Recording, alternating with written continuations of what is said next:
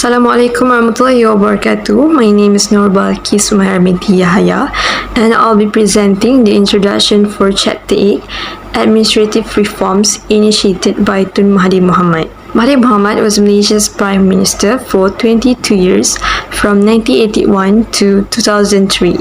He is currently working once more for the benefit of Malaysia. Effective leadership style, communication, and decision-making authority are required for every country. This is to ensure that citizens accept a leader's opinions in order to advance a country's progress or affect social change. Under Mahathir Mohamad's leadership, Malaysian political events were remarkably stable. Since Mahathir Mohamad became Malaysia's fourth Prime Minister in 1981, a number of reasons have helped the country accomplish the substantial transformation.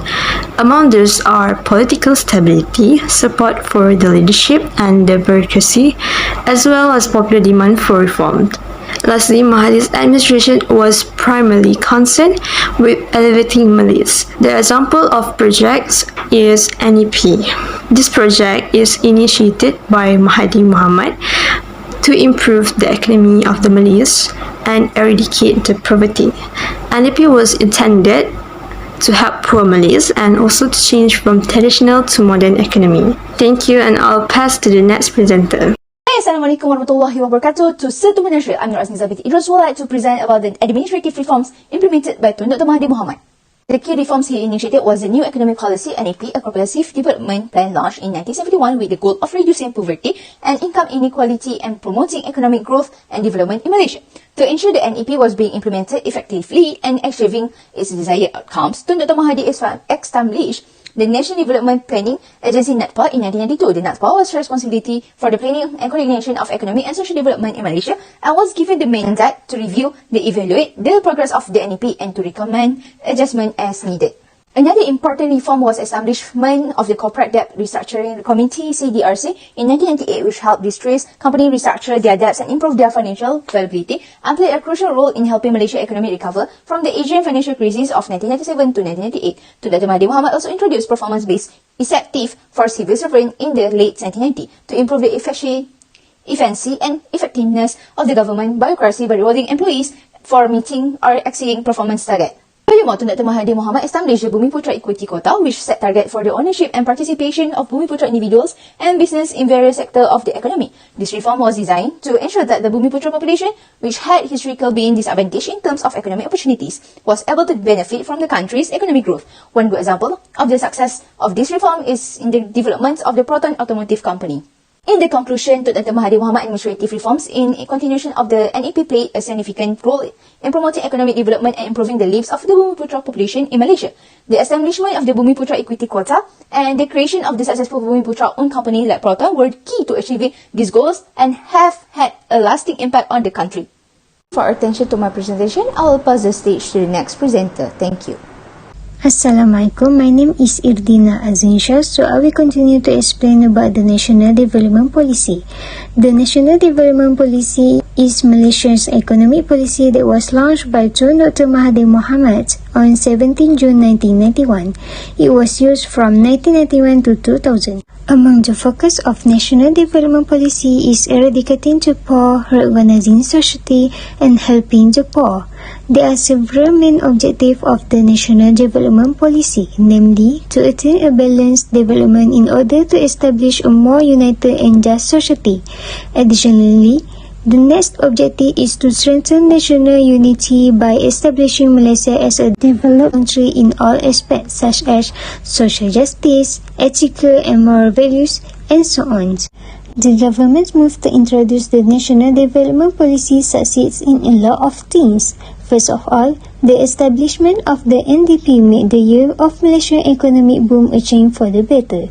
This success can be seen when the target average growth rate is 7% but it grows to 8.9%. Furthermore, the second success of NDP is it can concentrate on private wealth. And there are also other NDP successes. For example, From 1991 to 2005, the Malaysian economy grew at an average rate of 6.2% per annum. Quality of life such as education, working life, communication and health of Malaysians have also increased since 1991. National Development Policy also set several strategies, including creating balance and economic growth with equitable distributions, ensure balanced development, and many others. That's all from me. Thank you. Assalamualaikum warahmatullahi wabarakatuh. I'm Nurhanis Wardina Binti Husniman. So I will continue to present about National Development Policy. RRGP2, which is Rangka Rancangan Jangka Panjang, has involved RMK6 and also RMK7, which has been enacted based on NDP. It is seen as a symbol of a new era that can develop Malaysia's socio-economics. This also aims to determine Vision 2020 to become a reality. Next is, all the changes are contained in NDP has given a new dimension to development effort in producing more balanced and good development. They also have strategy which is to reduce the existing poverty. In the NDP also, there are emphasis that aims at increasing the participation of Bumiputera in the modern economic sector. The emphasis are given to the development of the Bumiputera trade and industry community. Next is, in 1997, the country faced the Asian financial crisis during the NDP implementation period. Based on this crisis, the National Economic Action was established and the National Economic Recovery Plan was launched. Last but not least, NDP and RRGP2 are the main machinery to make Malaysia a developed country in 2020. So that's all about National Development Policy. Assalamualaikum warahmatullahi ta'ala wabarakatuh. My name is Puteri Alia Ziana Binti Razip. Now, I want to present about privatization policy.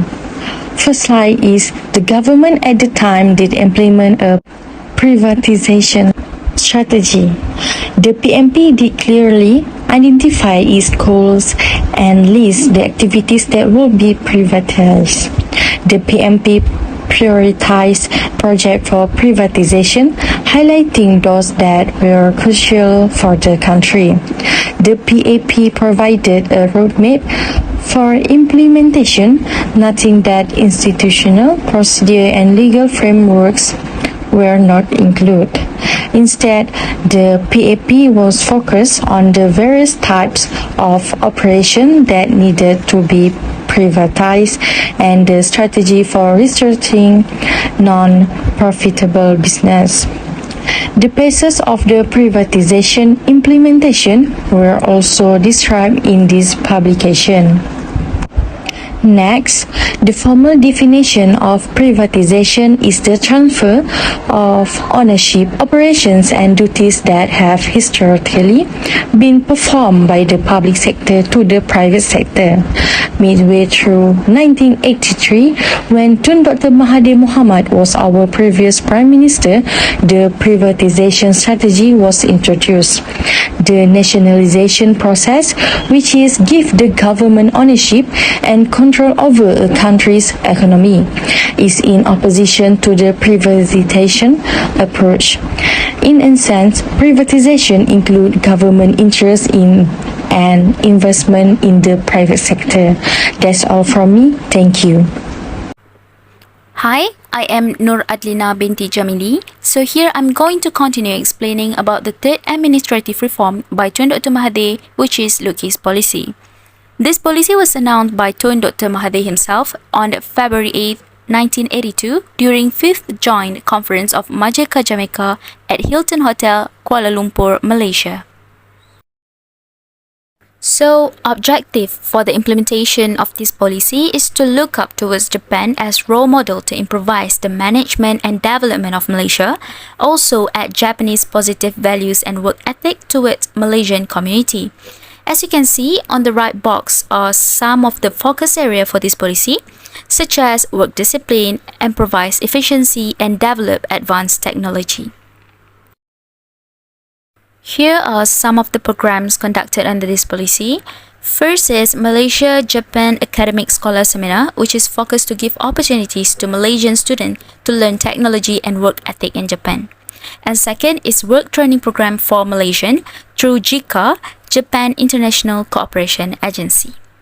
And that's it about Balqis policy. Now moving on to the next presenter. Thank you, Adliena. Before I continue with this presentation, I will introduce myself first. My name is Farhah Binti Zakaria, and I will make a conclusion for administrative reform by Prime Minister Tun Dr. Mahathir Mohamad. As a conclusion, each policy implemented has its role and function. The impact received from each policy also looks positive, where the objective of each policy can be achieved well.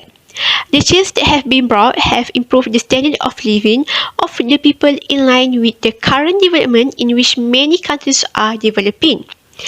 Every policy that is implemented needs to be improved in line with the development of community life because it can also help in improving Malaysia's image. That's all from me. Thank you.